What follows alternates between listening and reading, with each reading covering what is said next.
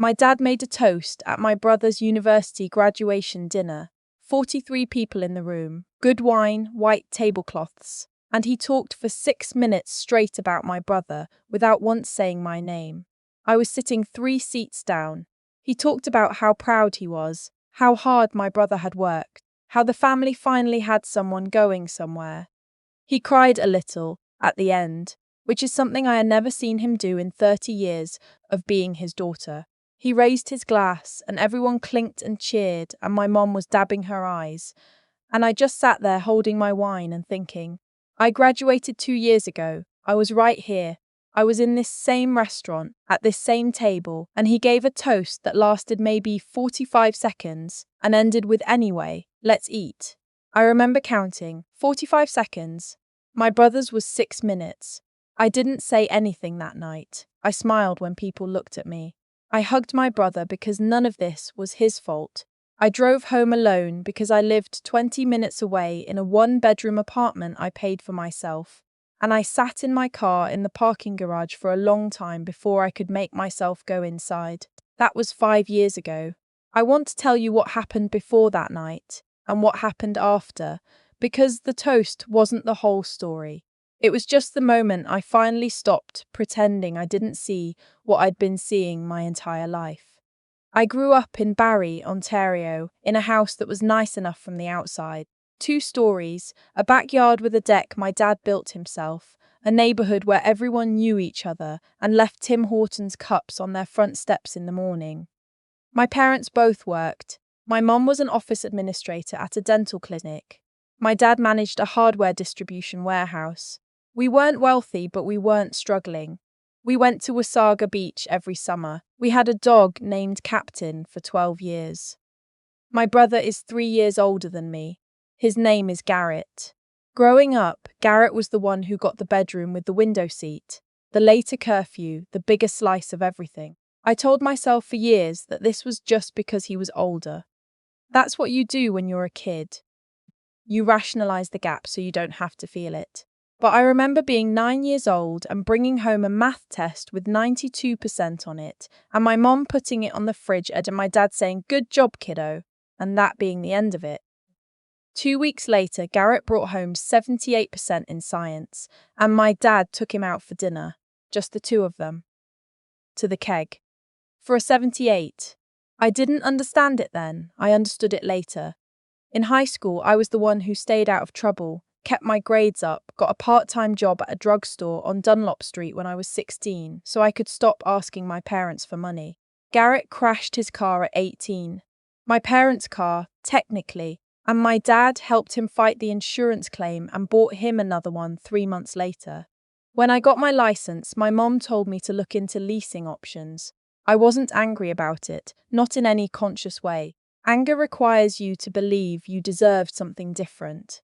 I'd been trained since before I could name it to believe that this was just how things were, that Garrett needed more, that I was the one who was fine, that being fine was somehow the same as being loved. I got into the social work program at Georgian College. It wasn't U of T, it wasn't Western, but I'd worked for it, and I was genuinely excited. My mom said, "That's wonderful, sweetheart." My dad said, "You know, there's no money in that, right?" And then changed the subject to whether we were getting the deck re-stained that fall. I moved into residence that September with 2 garbage bags of stuff and $300 in my checking account. My parents helped Garrett move into his apartment near McMaster the following year. They rented a truck. They bought him a couch. I don't want to make this sound like a list of grievances, because that's not what it feels like inside. It feels like water. It feels like something that was always there, that you swam through every day without noticing until one day you got out and looked back at it and thought, I was drowning in there the whole time. How did I not know I was drowning? By the time I was 25, I was working at a family services agency in Orangeville. I was $41,000 a year, which in that cost of living was tight but manageable. I had 2 roommates for a while, then eventually the 1-bedroom in Barrie, when I transferred to a different agency closer to home. I had a few friends, I had a therapist I saw every other week named Dr. Finch, who was small and soft-spoken, and who in our second session asked me, very gently, "When you say your parents treat you differently, can you give me an example?" And I gave her 17 before she had to stop me. My brother had graduated by then with a degree in business administration. He was working in sales, he was doing fine. He and I had a relationship that was warm in the way that cousins are warm. We texted sometimes. We were happy to see each other at Christmas, but we didn't know each other. Not really. The dynamic between us had been set before we had any say in it, and we'd never had a conversation about it, and I think we both knew that having that conversation would mean acknowledging something our family didn't have language for. The graduation dinner was for Garrett's convocation. The whole family came. My aunt and uncle drove up from Mississauga. My grandparents on my mum's side came down from Sudbury, cousins I hadn't seen in 2 years. My mum had booked a private room at a nice restaurant downtown. There were balloons. I wore a green dress I'd bought specifically for the occasion because I wanted to feel like I belonged in the room. My dad's toast started with a memory of Garrett at 6 years old, saying he wanted to be the boss of something someday. The room laughed. He talked about the challenges, the pandemic years, the hard semesters, how Garrett had pushed through. He said, "This family has never been more proud." He said, "I always knew you had it in you, son." He did not look at me once during the 6 minutes. When it was over, my aunt leaned across the table and squeezed my hand and said, "You doing okay?" And the kindness of it nearly undid me. Because she saw it, she'd seen it my whole life. She just never said anything out loud, and neither did I. And so the whole thing just kept going, year after year, the way these things do in families that don't talk. After dinner, in the parking lot, my dad clapped Garrett on the shoulder and said, "I'm so proud of you, bud, first one in this family to finish university." And something moved in me. Some quiet, tired thing shifted. Because I had finished college 3 years before. I had a diploma on my wall. I had been the first, actually. He'd just decided it didn't count. I said goodnight to everyone. I hugged my brother. I drove home. I sat in my car in the parking garage and I thought, I am so tired. I didn't make a decision that night. I want to be honest about that. I didn't storm off or send a message or declare anything. I went inside, I made tea. I watched something on Netflix I can't even remember now. I went to bed. But something had closed. It's hard to explain if you haven't felt it. It wasn't rage, it wasn't sadness. It was more like I'd been holding a door open for 30 years waiting for someone to walk through it, and I finally just let it swing shut. Not in anger. In exhaustion, I stopped initiating contact, that's all at first. I stopped being the one to call, to text, to suggest Sunday dinners. I waited to see how long it would take them to notice. My mum texted me 12 days later to ask if I could bring rolls to Easter. My dad texted me 6 weeks later to ask if I knew a good plumber. Neither of them asked how I was. I told Dr. Finch about it, and she asked me what I needed from them, and I thought about it for a long time before I answered. Not an apology. I'd stopped wanting an apology years ago because apologies require the person to first understand what they did, and I didn't think my parents even had the framework. What I needed was to stop waiting, to stop hoping that the next phone call, the next holiday, the next gathering would be the one where they finally looked at me and saw me. I needed to just stop. So I did. I didn't cut off my family in some dramatic way. I didn't write a letter. I didn't send a text explaining myself, because I knew what would happen. My mom would cry. My dad would get defensive. Garrett would be caught in the middle. And in the end, I would be the problem. The ungrateful one.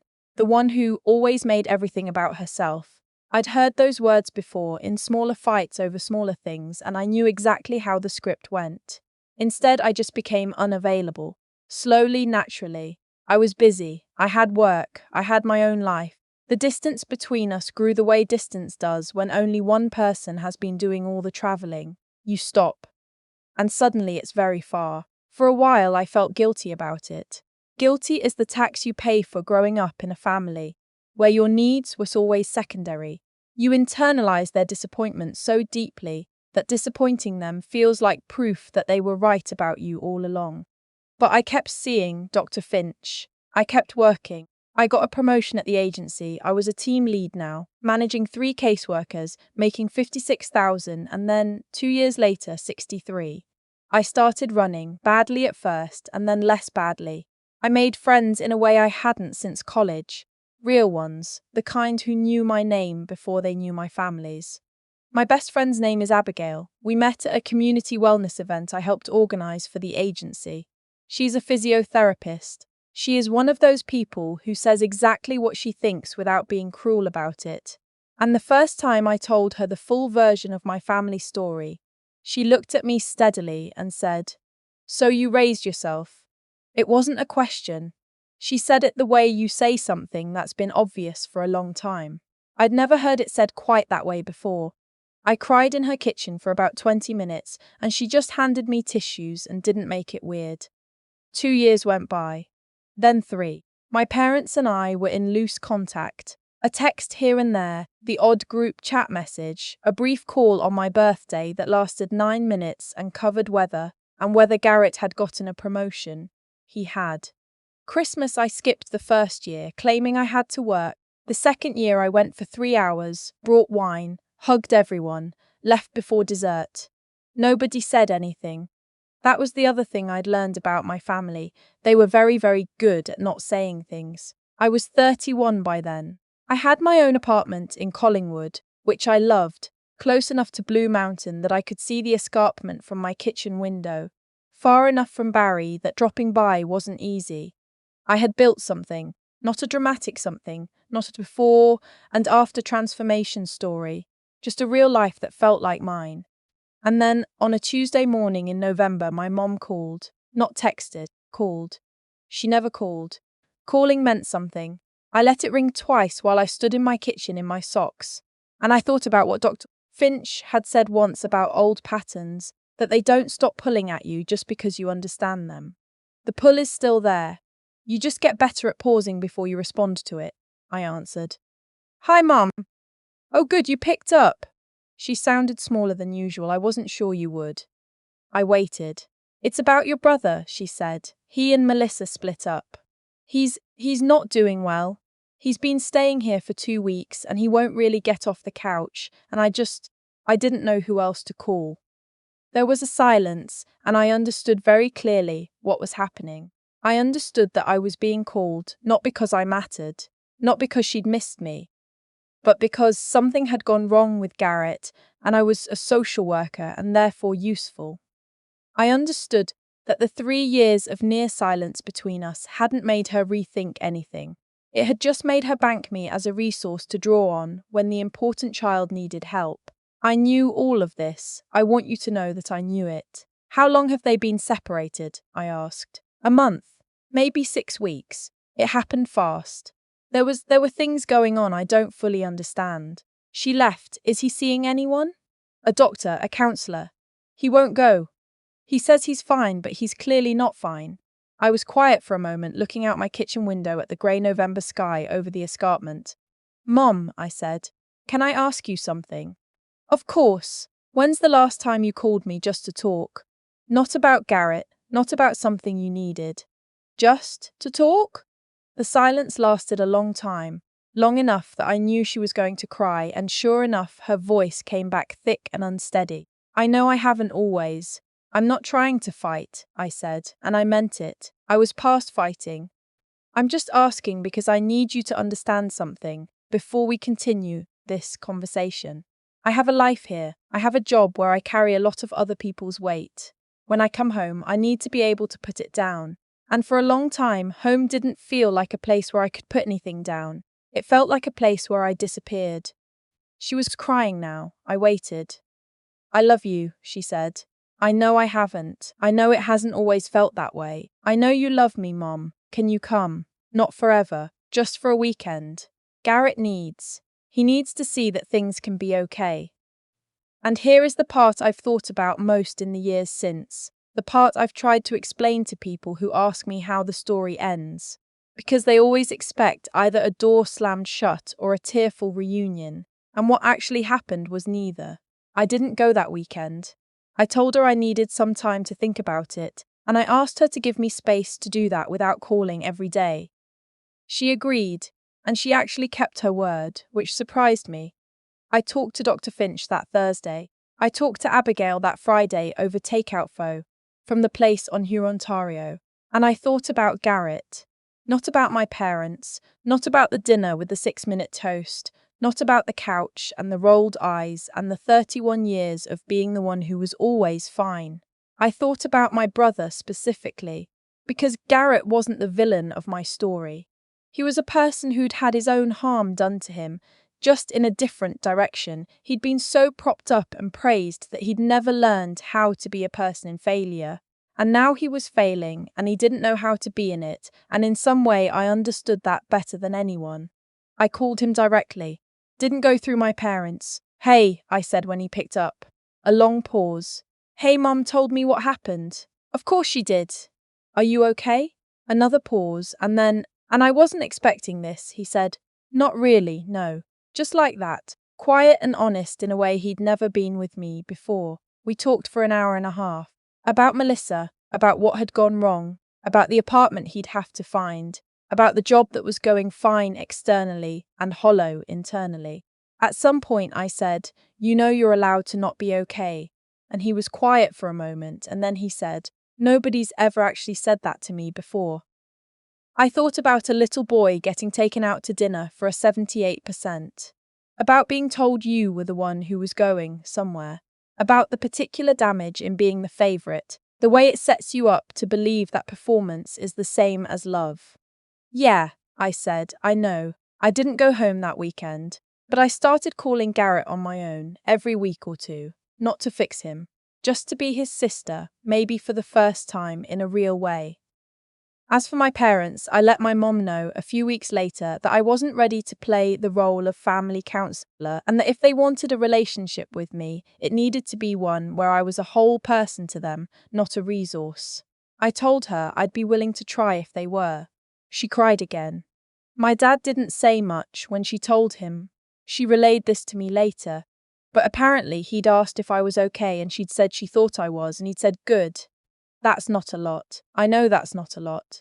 But from my dad, who in 31 years had never once asked anyone in the family how they were feeling, it was something. A thin thread. I didn't pull on it hard, I just held it. There's no tidy version of this story. I know that's not what people want, and I understand why. You want to know that the person who was overlooked eventually became impossible to overlook. And I did, I suppose, in the way that matters. I stopped needing them to see me in order to know I was there. My last performance review at work called me an anchor for the team. I almost texted my dad a screenshot. I didn't.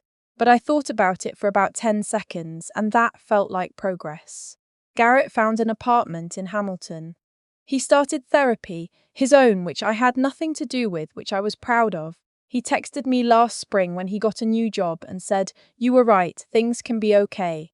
I sent back a string of the most embarrassing celebratory emojis I could find, and he sent back a single thumbs up, which is very him. My parents and I exist in a careful, honest kind of contact now. Holidays when I can manage them, calls that are short but real.